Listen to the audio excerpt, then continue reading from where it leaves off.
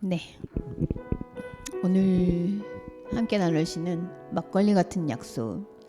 그러게요. 뭐 현실과 외도 막걸리 뭐 이래가지고 그 예배 분위기가 맞나 이런 생각이 들긴 하지만 시는 시니까 우리 이생진 시인은 일상의 어떤 삶 그리고 약간은 이렇게 그 일상에서 나타나는 반전, 역설 이런 것들을 고백하는 시인으로 잘 알려져 있는데요.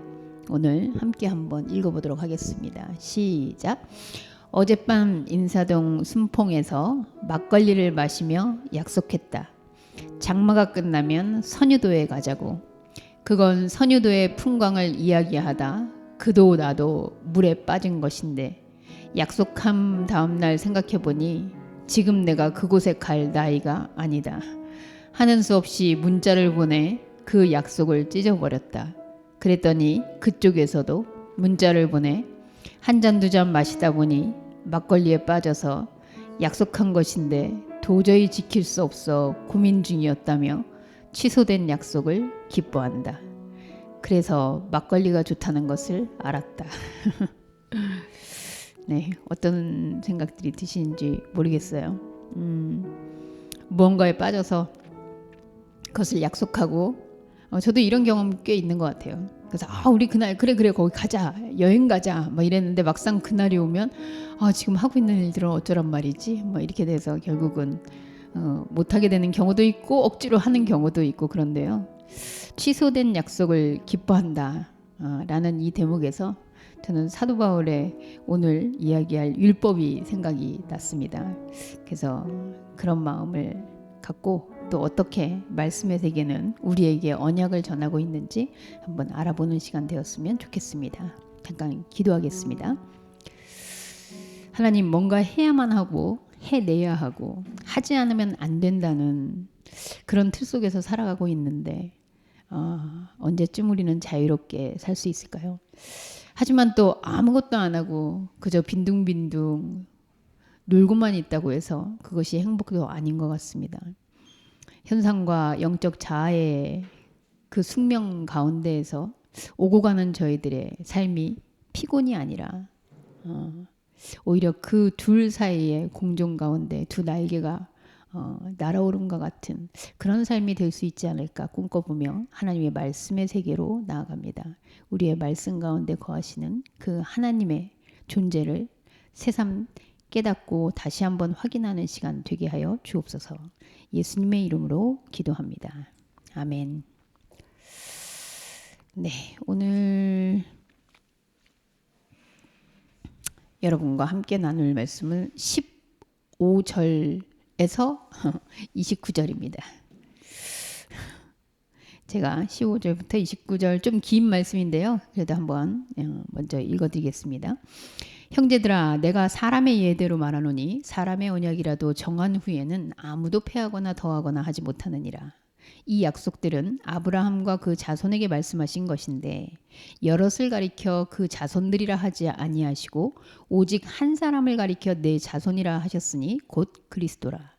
내가 이것을 말하노니 하나님께서 미리 정하신 언약을 430년 후에 생긴 율법이 폐기하지 못하고 그 약속을 헛되게 하지 못하리라. 만일 그 유업이 율법에서 난 것이면 약속에서 난 것이 아니니라. 그러나 하나님이 약속으로 말미암아 아브라함에게 주신 것이라. 그런즉 율법은 무엇이냐? 범법함으로 더하여진 것이라. 천사들을 통하여 한 중보자의 손으로 베푸신 것인데 약속하신 자손이 오기까지 있을 것이라. 그 중보자는 한 편만 위한 자가 아니나 하나님은 한 분이시니라. 그러면 율법이 하나님의 약속들과 반대되는 것이냐? 결코 그럴 수 없느니라. 만일 능히 살게 하는 율법을 주셨더라면 그 의가 반드시 율법으로 말미암았으리라. 그러나 성경이 모든 것을 죄 아래 가두었으니 이는 예수 그리스도를 믿음으로 말미암는 약속을 믿는 자들에게 주려 함이라. 믿음이 오기 전에 우리는 율법 아래에 매인바 되고 계시될 믿음의 때까지 갇혔느니라. 이같이 율법이 우리를 그리스도께로 인도하는 초등교사가 되어 우리로 하여금 믿음으로 말미암아 의롭다 함을 얻게 하려 함이라. 믿음이 온 후로는 우리가 초등교사 아래 있지 아니하도다. 너희가 다 믿음으로 말미암아 그리스도 예수 안에서 하나님의 아들이 되었으니 누구든지 그리스도와 합하기 위하여 세례를 받는 자는 그리스도로 옷 입었느니라. 너희는 유대인이나 헬라인이나 종이나 자유인이나 남자나 여자나 다 그리스도 예수 안에서 하나이니라. 너희가 그리스도의 것이면 곧 아브라함의 자손이요 약속대로 유업을 이을 자니라. 아멘. 네, 오늘 여러분하고 나눌 말씀의 제목을 제가 율법과 언약 이렇게 했는데요. 약속, 여러분들이 약속을 뭐라고 생각하는지 모르겠어요. 우리 주원경 목사님이 좋아하는 바울은 네, 이 언약이라는 것을 어떻게 이해하고 있는지 한번 같이 살펴보도록 하죠. 지난주의 제목을 여러분들이 생각하시는지 모르겠는데요. 지난주에는 믿음은 언약이다. 이런 얘기 나눴습니다. 그래서 우리가 도대체 뭘 믿냐? 라고 얘기했을 때 그 믿음이라는 게 뭐 예수님이 살아 있었던 것? 뭐 예수님이 무리를 걸은 것? 뭐 이런 모든 것들의 그런 내용들을 믿고 있는 거냐? 아니면 사형리에서 제시하고 있는 하나님은 사랑이십니다. 당신은 오늘 밤 죽으면 뭐 천국에 갑니까? 뭐 이런 내용들이냐를 넘어서 믿음이라는 것은 결국 우리가 무언가를 잡아내려서 가질 수 있는 게 아니라 하나님의 언약 그 자체가 사실은 우리와 접촉되는 그 순간이 믿음이다라고 이야기를 나눴었어요. 아마 사도 바울은 지금 꼬리에 꼬리를 물고 같은 이야기들을 다르게 계속 반복해 가면서 확장하기도 하고 더 깊게 좁히기도 하고 이런 어법으로 얘기를 하고 있다라는 생각이 든데요. 오늘은 지난주에 언급했던 아브라함이라는 그 이야기와 그리고 율법 어떻게 보면 마지막에 우리 보겠지만 29절에 너희가 그리스도의 것이면 아브라함의 자손이요 약속대로 유업을 이을 자다. 누가 아브라함의 자손이냐? 누가 하나님의 자녀냐? 이제 이 이야기를 결론적으로 하고 싶어서 지금 얘기를 하고 있는 것 같아요. 그렇다면 무슨 얘기를 먼저 하느냐? 네, 여러분들이 하나만 머릿속에 떠올려 보이죠? 아까 우리 인선이 얘기 못했으니까. 인선님, 부모님이 친부모님 맞으세요? 네. 그래요? 유전자 검사 혹시 해보셨어요? 근데 어떻게 확신합니까? 같이 있었으니까. 아 그러면 혹시 혈연이 아니어도 같이 있었으면 가족은 가족이죠. 친부모냐? 네. 우리 유진님 친부모님 맞습니까? 네. 어떻게 알았어요? 닮았어요. 저도 그렇게 생각해요. 저희 아들하고 빼박이라. 네. 자, 부모와 자녀. 지금 계속해서 하나님의 자녀는 누구냐라고 했을 때 우리는 처음 자녀를 생각하지 않을 수 없을 것 같아요. 여러분 거슬러 올라가면 첫 자녀는 결국 아담이잖아요. 그럼 아담은 어떤 조건에 의해서 하나님의 자녀가 됐을까요? 아담은 어떤 선택에 의해서 아니면 뭔가를 더 잘해서 먼지 중에 흙들 중에 선택을 했는데 그 흙이 반짝반짝 빛나서 뭐 이런 게 없이 그저 하나님에 의해서 그냥 나아진 거죠. 그래서 내가 하나님의 자녀가 됐다라고 얘기했을 때 예수 그리스도가 오셔서 결국은 아담을 회복하고 우리 안에서도 늘 아담의 형상을 첫 번째 아담, 두 번째 아담 하면서 결국 하나님의 자녀의 형상을 회복한다라는 말을 하고 있는데 뭘 회복하려고 하는 걸까? 뭐가 자녀일까? 라고 했을 때 거기에 어떤 조건이 붙는가? 묻게 되는 거예요. 아담은 어떤 조건으로 자식이 됐을까? 그럼 그 안에서 하와가 나왔는데 하와도 하나님의 자녀가 맞습니까? 혜민님? 하와도? 아담에서 나왔으니까 아담 자식입니까? 왜 말을 못하지? 뭐 하와도 어쨌든 하나님으로부터 온 아담을 통해 온 그죠? 근데 그게 또 어떤 조건이 있었을까? 갈비뼈 중에 몇 번째를 선택한 걸까? 그러니까 이게 어떤 부분에 있어서의 조건이 되어서 하나님의 자녀가 되었다.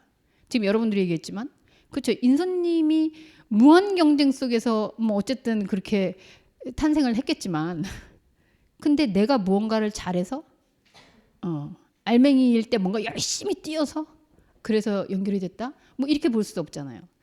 기본적으로 바울이 이야기하는 맥락 속에 우리가 자녀가 된다라고 했을 때 거기에 어떤 조건, 어떤 무언 상대적인 그런 부분들로 인해서 될 수 없다라는 걸 전제하고 간다라는 이해가 우리에게 있어야 될 것 같아요.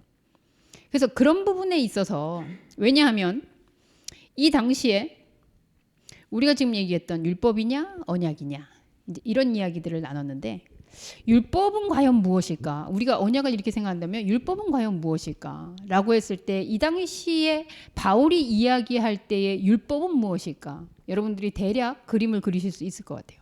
그리고 그리스도인이 교회 생활을 하고 신앙 생활을 한다 그랬을 때의 율법은 무엇일까?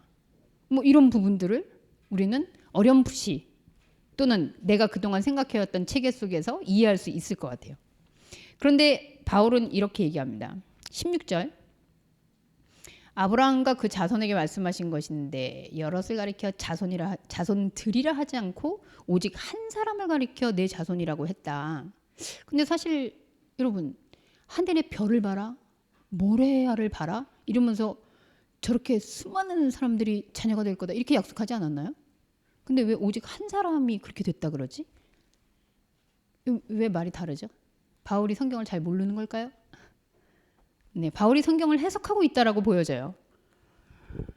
아브라함에게 말씀하셨는데 우리가 지난주에도 아브라함이 믿음이 있었느냐 그런 얘기를 나누면서 아브라함에게 말씀하셔서 결국 너의 자손이 나올 것이다. 그게 몇 명이냐 아니냐 이런 걸 떠나서 그건 하나님과 아브라함만이 아는 그 안에서 나오는 어떤 자녀됨이 나오는 건데 그것은 사실 혈통으로 인해서 아브라함에게서 낳고 해서 나오는 것이 아니라 결국은 오직 하나 아브라함 안에 있는 하나님의 영 그리고 아브라함의 영적 자아인 그 영이 아브라함으로부터 발견될 때 그게 사실은 하나님의 자녀인 아브라함 그리고 하나님의 자녀인 아브라함의 아내 하나님의 자녀인 아브라함의 누구 모두가 되겠죠. 그 사실은 한 사람이라고 얘기하지만 한 사람인 동시에 누구나 예외 없이 하나님의 택정함을 입은 영적 자아가 하나님을 인식하는 순간 우리는 하나님의 자녀다. 이렇게 이야기할 거예요. 바울이 지금 어디부터 열을 받아서 이렇게 쭉 왔는지 여러분들 기억나시죠? 네, 베드로가 할례 안 받은 사람들하고 밥 먹다가 유대인들 오니까 슬쩍 피한 사건 그리고 할례를 이방인들이 받아야 된다 막 이렇게 했던 그런 논쟁 그거로부터 그게 율법이다 그렇게 조항을 지키는 것으로 그리스도인이 될 수 없다 그리고 그리스도인이 될 수 없다 거기에서 하나님의 자녀 될 수 없다 지금 이렇게 나오고 있거든요. 여러분 우리가 법을 지킬 때에도 왜 상위법 하위법이 있잖아요. 그죠? 그래서 상위법 대한민국은 민주주의 공화국이다. 네. 아까 여기 민주주의의 아주 기본기들이 다 돼 있는 분들 앞쪽 민주주의 공화국이다. 그러면 그 상위법이 있다면 그 이하에 있는 것들은 사실 그 민주주의 공화국이다라는 안에 다 걸리게 돼 있다는 거죠. 그래서 바울은 하나님의 언약이라는 세계, 하나님의 자녀로 불려진 그 사건, 그리고 그 역사, 그리고 창세에 있었던 아담과 하와가 하나님의 자녀가 된 그 원리, 그거를 봤을 때 무언가 잘해서 되어지는 하나님의 자녀가 아닌 그 상위법이 뭔가를 지켜서 뭔가를 열심히 해서 그리고 서로 약속하고 그리고 그거를 규율로 지키고 이러면서 된 것에 상위에 있다는 거죠. 그래서 우리가 그리스도인 됐다. 하나님의 자녀가 됐다. 이거는 뭔가 했냐 안 했냐 지켰냐 안 지켰냐 합의가 됐다 안 됐다 이런 걸 넘어서는 최상위에 하나님의 언약이 있다라는 얘기를 하고 있다는 거예요. 여러분 충분히 이해를 하시죠? 그런데 아브라함 한번 생각해 보세요. 아브라함이 뭐 자꾸 아브라함을 욕하는 것 같아서 좀 미안하긴 한데 아브라함이 언약을 받았어요. 와, 나는 지금 애를 낳을 수 없는 상황인데 하나님이 주신다네. 그럼 언약은 하나님이 주시고 하나님이 그죠? 아까 자녀가 되면 자녀 쪽에서 부모를 선택하는 게 아니라 언약을 주신 분에 의해서 인정되고 그렇게 받아들여지는 것인데 아브라함은 자녀를 주신다. 이렇게 말씀하신 하나님의 말씀을 기준으로 가만히 있질 않죠. 뭘 해요? 이제 자기의 율법을 만들어냅니다. 내가 지금 나이가 점점 들어가는데 이러면 안 되지 않나? 가만있어 봐. 이렇게 해가지고 되나? 하와가 아니라 사라는 아브라함과 같이 엮여있는 한 인물이라고 생각했을 때 사실 그 협이 우리 이래가지고는 하나님이 주신 자녀를 못 낳는 거 아니에요? 이러면서 거기에서 행동의 규율들이 일어나는 거죠. 그래서 탄생을 했어요. 누가? 이스마엘이. 이스마엘이 나쁘냐 좋으냐가 아니고요. 하나님의 언약이 임했는데 그 언약이 이루어지려면 나도 그 언약을 받은 자로서의 뭔가 하나님 언약 받은 자답게 뭔가를 해야 된다고 생각하는 거죠. 사실 오늘날도 그렇지 않습니까? 하나님이 나한테 너는 이 꿈이 이루어질 거야 라고 했는데 사실은 그 꿈을 가만히 앉아서 기다리는 게 아니라 사실은 뭔가를 열심히 하죠. 그래서 만약에 안 이루어졌어 그러면 하나님이 계시를 주셨는데 내가 그에 합당하게 하지 못했다. 혹은 이루어지면 하나님께 영광, 하나님이 하셨다. 저는 종종 그런 생각이 드는데 뭐 연예인들을 흉보는 건 아닙니다. 근데 연말 시상식 하면 항상 그런 거 나오잖아요. 하나님께 영광 돌립니다. 근데 그중에 안 믿는 사람들도 많이 앉아 있거든요. 그리고 또 안 믿는 사람들이 대상을 받을 때도 많아요. 근데 저는 그런 생각이 드는 거예요. 우리 하나님은 좀 쪼잔하신가?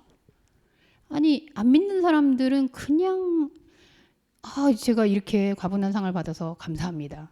그러니까 하나님에게 복을 안 받아도 되는 항목으로 누리는 거를 우리는 모든 거에 하나님의 이름을 붙여서 하나님이 해주셨다 라고 고백하는 것.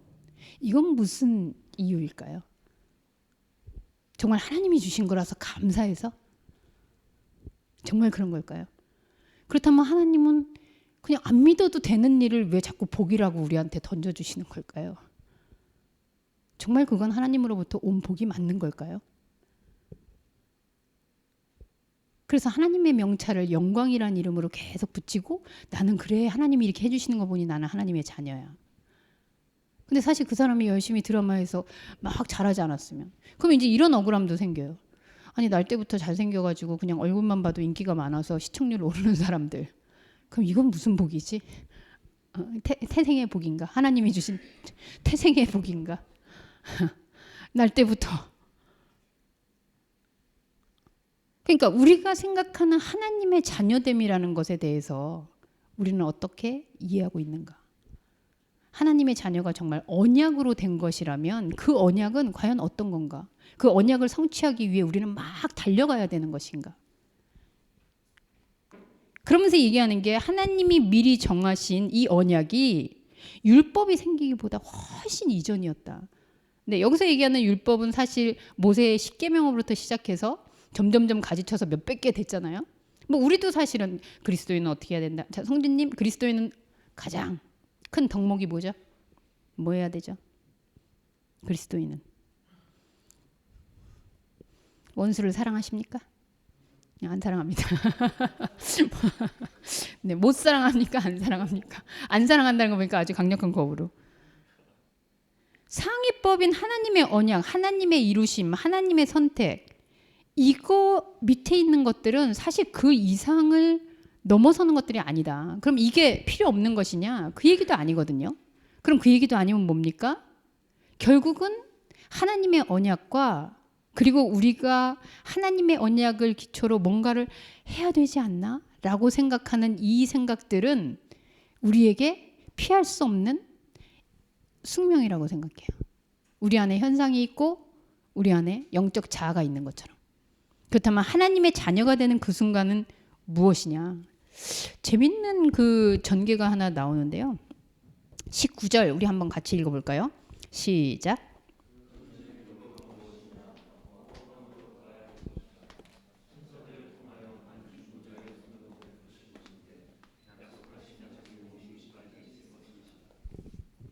네, 여기 범법이라는 얘기가 나오고요. 그리고 중보자 등장하고요. 그 천사를 통해서 중보자. 그리고 약속하신 자손이 오기까지 있다. 율법이 뭐냐라는 정의에 대해서 바울이 이렇게 얘기를 합니다. 범법이라는 건 뭘까요? 여기서 얘기하면은 율법을 지키지 못한 것을 범법이라고 하나? 그럼 율법을 모르는 사람들은 어떻게 되지? 저는 여기서 범법이라고 했을 때 그것이 가장 상위 개념이 하나님의 언약이라면 언약을 발견하고 있지 못하는 상태, 이게 무슨 범죄 뭐 이게 아니라 하나님의 언약으로 자녀가 되었는데 이거를 하나님의 자녀됨이 언약으로 이루어졌음을 알지 못하고 있는 그 상태에서 율법이 기능을 한다는 거죠. 어떤 기능을? 천사들을 통하여. 천사, 우리 늘 이렇게 키워드처럼 배웠잖아요. 천사는 뭡니까? 말씀을 통하여. 하나님의 말씀을 통하여 한 중보자의 손으로 베푸신 중보자. 옛날에 아마 중보기도 이런 거 열심히 여러 번 해보신 적 있을 거예요. 득현님, 남을 위해서 하는 기도 중에 제일 열심히 했던 기도 뭐였습니까?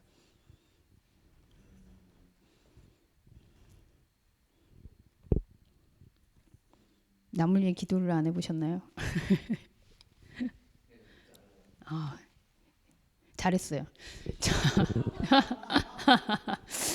남을 위해 기도한다고 이루어지는 게 뭐 그 다음은 점점점. 자, 중보자라고 했을 때 여기 뒤에 보면은 중보자는 하나의 한 편만 위한 자가 아니다. 20절에 나오거든요. 그럼 이 중보자가 한 편만 위한 자가 아니라면 아까 제가 말씀드렸어요. 우리에게는 하나님의 언약을 함께 공유하면서 하나님의 자녀구나라고 인식할 수 있는 영적 자아가 있는 반면 한편으로는 율법이라는 세계로 현상에서 움직이면서 그 뜻을 알아가려고 하는 그 의지들도 같이 공존하고 있어요. 그래서 영적 자아와 현상을 같이 살고 있는데 이 중보자는 우리는 중보자를 그리스도께서 중보자 역할을 한다 이렇게 얘기하는데 이 중보자는 그럼 현상은 저리 가 율법은 저리 가 이런 게 아니라는 거죠. 율법과 그리고 영적 자아와 현상과 영적인 세계와 하나님과 사람들과 이 양쪽을 보면서 아까 여러분들이 얘기했던 한 방향을 향해서 나아가요. 어디로? 그리스도로. 그래서 그리스도가 우리를 대신해서 중보해서 막 나를 위해서 기도해 주니까 내가 잘 돼. 이게 아니라 우리 안에 이렇게 여기냐 저기냐 이것이냐 저것이냐 하는 모든 것들 가운데서 한 방향을 이루어서 나가게 하면서 그 지점에 이르렀을 때 우리는 다 같이 그리스도구나.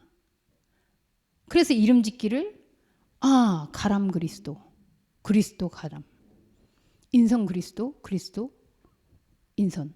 사도 바울이 하나님 예수 그리스도를 만나고 그리스도 바울, 바울 그리스도. 그전에는 율법 그리스도. 뭔가 열심히 행해야 내가 하나님의 사람으로서 합당하다고 생각했던 그 부분에서 그리스도를 그냥 만난 것밖에 없잖아요. 예수님이 한마디 했을 뿐이잖아요. 그런데 모든 걸 알게 된 거죠. 내가 이걸 지킴으로 해서 하나님의 자녀가 되는 게 아니었었구나. 그래서 그리스도의 한 지점, 터널을 빠져나가듯이 한 목표를 이뤄서 마라톤에 도달하듯이 그 지점에서 그리스도였구나를 발견하는 순간 바울 안에 그리스도가 인식되는 거죠. 그럼 그것이 인식되면 어떻게 되느냐? 여기 보면 23절입니다. 같이 한번 읽겠습니다. 시작. 믿음이 오기 전에 우리는 율법 아래 매인바되고 계시될 때 믿음의 때까지 갇혔느니라. 믿음이 그렇게 생기면 율법은 없어지는구나. 아니라고 앞에서 말했거든요. 계시될 믿음의 때까지 갇혀 있다. 율법의 기능은, 율법의 역할은 이 계시된 하나님의 언약이구나라는 걸 알게 되는 순간까지 우리로 하여금 계속 작동하게 하는 어떤 동력이라고 저는 생각이 들어요. 그런데 이거를 알지 못한 상태가 계속된다면 오히려 율법 때문에 하나님의 언약의 자손이구나라는 걸 깨닫지 못하는 상황이 된다면 그것은 진짜 율법일까? 없어지고 말고가 없죠. 그래서 율법에 대해서 바울은 초등교사다 이렇게 얘기를 해요. 마치 초등교사를 무시하는 것 같긴 한데 그런 건 아닌 것 같고요. 내가 초등학교 때 산수 배웠어요. 여러분 산수 배우셨죠? 그리고 중학교 올라가니까 수학이라고 불러요. 수학을 배울 때 산수는 없어지나요? 산수는 흡수되었겠죠. 그리고 수학을 알 수 있는 바탕이 되었겠죠. 수학이라는 세계가 있다라는 것을 나로 하여금 인식하게 하는 틀이 되었겠죠. 율법이라는 것이 우리한테 필요 없느냐? 율법이 지키고 안 지키고 이걸 다 했냐? 이런 차원이 아니라 율법이 있는데 율법의 기능이 뭐냐라고 했을 때 결국은 그 한 점 그리스도를 향해서 그리스도는 내 안에 하나님이 정하여 택하신 영적 자아가 있구나. 이 현상이라는 세계가 다가 아니구나. 아담도 그랬을 거예요. 아담은 하나님을 어떻게 알아봤을까요? 아담은 하나님을 어떻게 알아봤을까? 저는 물론 아담이 하나님과 소통하는 방식이 있었을 것이지만 하와를 보는 순간 하나님을 더 확연히 알았을 거라는 추측을 해봐요. 상대적인 어떤 존재가 나타나면서 대화는 무엇인지, 나하고 비슷하다는 것은 무엇인지 이런 개념들이 나왔는데 이 존재가 하나님은 아니에요. 그럼 나하고 이렇게 상대적으로 대화할 수도 있고 같이 사랑한다고 고백할 수도 있고 이런 감정이 오고 갈 수 있는데 이 하와는 하나님이 아니구나. 적어도 하와라는 사람을 알면 알수록 아담은 하나님은 이런 속성이 있을 수는 있겠지만 하와는 아니구나 하는 거를 더 분명히 알아갔을 것 같아요. 믿음이 오면 율법은 간다. 우리는 늘 싸웁니다. 율법 지켜야 돼. 믿음이 있으면 율법은 없어야 돼. 결국은 그 지점이 없어지는 상황. 지켜야 되나 말아야 되나 믿어야 되나 안 믿어야 되나. 그래서 우리를 그리스도에게까지 인도하는, 그러면 이거는 한 번, 당신은 천국 가십니까? 이렇게 물어보는 질문처럼 한 번 내가 그렇게 되면 영원히 다 안다? 아니라고 했잖아요. 여러분 제가 늘 얘기하지만 지금 숨 쉬고 있다는 거는 여러분 숨 한 번 쉬면 계속 살아있습니까? 숨을 내쉬는 순간 우리는 들이마시게 돼 있고요. 들이마시는 순간 내쉬게 돼 있어요. 율법이라는 걸 인식하는 순간 우리는 믿음에 눈뜨고요. 믿음이라는 거를 붙잡으려고 하는 순간 다시 율법이 생겨요. 이름을 붙잡아야지 하는 게 사실 율법이잖아요. 하나님의 언약의 자녀로서 답게 살아야지.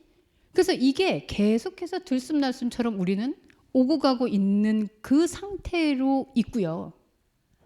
그 상태 속에서 우리는 율법과 믿음, 내가 뭔가를 의지로 해서 되지 않는 하나님에 의해서 수렴돼서 이끌림을 받는 그 사이를 지금도 여러분들이 숨 쉬는 것처럼 하고 있다는 거죠. 그래서 그리스도 지성인가 했더니 다시 지성으로 향하다가 다시 내가 지금 지성으로 향하고 있구나. 그리스도로 향하는가 했더니 다시 지성. 뗄 수 없다는 거예요. 그래서 우리는 보통 하나님을 절대 타자라고 부릅니다. 절대 타자는 뭡니까? 여러분. 제가 그런 생각이 있어요. 지난번에 중국사님하고 절대 타자론에 대해서 이렇게 얘기를 하면서 그러면 혹시 절대 타자는 동전의 앞과 뒤와 같습니까? 앞인데 뒤랑 완전 다르지만 이거를 서로 인식할 수 없는 그런 상태일까요? 이런 생각도 했어요. 근데 조금 더 생각해 보니까 혹시 10원짜리 동전이라고 칩시다. 10원짜리 동전의 절대 타자는, 아니면 여러분들이 지금 앉아있는 나무 테이블이라고 칩시다. 이 테이블의 절대 타자는 뭘까? 라고 했을 때 저는 절대 타자는 나무와 쇠인가? 만약에 우드 테이블이라고 했을 때 우드와 테이블이 있잖아요. 여러분 우드가 먼저입니까? 테이블이 먼저입니까? 테이블 뭘로 만들죠? 성재님? 우드 테이블은, 나무 테이블은 뭘로 만들죠? 나무. 그럼 나무가 먼저 있었을까요? 테이블이 먼저 있었을까요? 그죠? 테이블이 만들어지는 순간, 근데 나무를 가지고 다 테이블이라고 합니까? 아닌 거겠죠. 유진이라는 인생이 탄생되었을 때부터 유진이 있는 게 아니라 유진이라는 이 존재가 탄생되기 위한 그 소스가 이미 있었다는 거죠. 그것을 우리는 언약, 그래서 하나님의 자녀로 선택받은, 이게 내가 유진이어서 선택받은 게 아니라 이미 하나님의 선택은 우주적으로 인류적으로 선택되어 있는, 그래서 누구나, 그래서 무별처럼 모래알처럼 수많은 많은 민족을 이룬다고 할지라도 그 민족들 각각 중에 한 사람, 유진의 영, 그게 발견될 때 우리는 비로소 유진 그리스도 이렇게 이름을 붙이는 거죠. 나무 테이블, 나무는 오래전부터 있었는데 테이블이 만들어지는 순간부터 우리는 나무 테이블이라고 붙여요. 예수 그리스도, 그분은 그리스도로 태초부터 있었는데 예수라는 몸을 입고 왔을 때 우리는 예수 그리스도라고 불러요. 하나님의 언약이 먼저 그저 우주에 꽉 차 있었고, 그 중에 우리가 율법이라는 세계를 통해서 이 율법은 하나님의 언약이 아니구나 라는 것을 깨닫는 그 지점이 있을 때 우리는 믿음의 언약 이렇게 얘기를 해요. 그럼 이게 어느 건 있고 어느 건 없어야 됩니까? 나무가 없으면 나무 테이블이 있을 수 없고요. 테이블이 만들어지지 않았는데 나무에다 테이블 이름을 붙이지 않는다는 거죠. 그래서 이거냐 저거냐, 이게 우이냐 저게 우이냐가 아니라 인간이라는 숙명을 가지고 있는 이 세계의 순간 동안 우리는 두 가지를 같이 호흡하는 삶을 살고 있다는 거죠. 바울이 쓰고 있는 이 당시에서는 이 호흡에 대해서 율법이 더 중요해. 율법으로 하나님의 아들이 될 수 있어. 하나님의 자녀는 율법으로 말미암아. 이렇게 되는 강조점이 있는 시대라고 한다면, 그럼 우리는 그 반대편을 조금 더 이야기하면서 밸런스를 맞춰야 될 거예요. 율법은 다 필요 없어. 그리스도의 삶이 중요해. 하나님에 대한 믿음이 중요하지. 라고만 하는 것도 아니라는 거죠. 그래서 바울의 지금 있는 이 시점에서는, 그래서 바울은 이 존재됨에, 하나님의 자녀가 된 그 존재됨을 이런 표현을 씁니다. 흥미로운 표현인데요. 27절 같이 읽습니다. 시작. 누구든지. 네. 할례 받지 말라더니 또 여기서는 세례 받으라 그러네요. 그럼 우리가 생각하는 지금 그 세례일까요? 연합할 그리스도, 내 안에 진짜 존재는 희연이 아니라 희연 그리스도, 이게 완성품이구나, 그게 하나님과 접점을 이루는 그 존재구나 라고 했을 때 그리스도로 옷 입었다는 건요. 네, 제가 옷 입은 걸로 보이는 거잖아요. 제가 경찰복 입고 있어요. 경찰인 줄 알잖아요. 그리스도로 옷 입고 있다는 건 사실 그리스도다. 그래서 봤을 때 그리스도인이라는 이름으로 우리가 통일되잖아요. 근데 그 그리스도인의 특징은요, 유대인이냐 헬라인이냐 종이냐 자유이냐 남자냐 여자냐 동서말씀이냐 아트교회냐 지성이냐 해미이냐 이런 구분이 없어지는 그리스도인. 너도 나도 똑같아, 이런 차원이 아니라 독보적인 각각인데 거기에는 비교급으로 있을 수 없는 존재라는 거죠. 절대 타자인데 그 그리스도가, 영현에게서 나온 그리스도가 나라고 얘기할 수 없다는 거죠. 영현 그리스도, 희영 그리스도. 근데 그 그리스도의 속성은 하나님의 속성, 자녀됨의 언약으로 이루어진 그 속성은 누구에게나 있지만 내가 아니면 다른, 그 양쪽의 양면성을 다 가지고 있는 세계다. 그러면 우리는 거꾸로 유추해 볼 수 있을 거예요. 고린도전서에 보면 하나님의 속성, 사랑의 속성 나오거든요. 성령의 열매. 그래서 사랑, 성령의 열매, 그런 걸 생각하면 거기에 인종이 있을 수 있을까요? 성별이 있을 수 있을까요? 능력이 있을 수 있을까요? 우리 저기 있는 악어 그린 분이 그 알비뇨 동물을 그립니다. 알비뇨, 백색증이라 그러죠. 네, 그래서 소수라고 얘기하는데 과연 그게 소수인가? 그냥 쟤는 쟤일 수도 있는데. 그리고 알비뇨를 병이라고 할 수 있는가? 그게 많아지면 나중에는 우리가 소수일 수도 있는데. 우리는 이 상대적인 그 비교 속에서 율법이냐 언약이냐, 그리고 내가 혹시라도 그래 언약의 자녀지만 내가 그래도 뭔가 열심히 하면 좀 더 나은 세계가 나오겠지. 그래서 나와요, 여러분. 뭐가? 탄생해요. 이스마엘이. 그런데 이스마엘에서 끝나지 않죠. 이스마엘을 낳은 하갈에게도 하나님은 언약을 주십니다. 그게 모두예요. 비록 아브라함이 자기의 율법 속에서 그렇게 행해서 튀어나온 이스마엘이지만 하나님은 그 생명이라는 메커니즘 속에서 하갈이 부르짖고 하갈이 자기 자신에 대한 부분을 하나님 앞에서 발견할 때 동일하게 하나님의 자녀로 인쳐주신다는 거죠. 아브라함이기 때문에, 이삭이기 때문에가 아니라 자신 안에서 하나님이라는 존재성을 깨닫게 되는 그 모든 접점을 가진 자는 하나님의 자녀라는 인침이 된다는 거죠. 그리스도의 속성은 모든 구별을 무화시킵니다. 그래서 내가 만약에 구별하고 다름이 더욱더 도드라져 보이고 이거냐 저거냐 이렇게 상대적인 걸 평가하고 있다면 나쁘냐 좋으냐를 떠나서 내가 지금 율법으로 이렇게 키질을 하고 있구나. 그런데 이거는 궁극적으로 그 구별이 없는 그리스도에게로 나가는 과정 중에 있구나. 그렇게 생각할 수 있을 것 같아요. 자신들을 구별해 줄 율법을 찾는 유대인들. 그거는 오늘날의 나를 포함한 그리스도인일 수 있겠죠. 마치 도장 깨기를 하듯이 처음엔 10개만 지켰는데 10개 다 지키는 거 보니까 이거 안 되겠는데 15개 만들어 놓고 15개 지킨 사람이 하나님의 자녀야. 15개 너무 쉬워? 그럼 100개로 올려.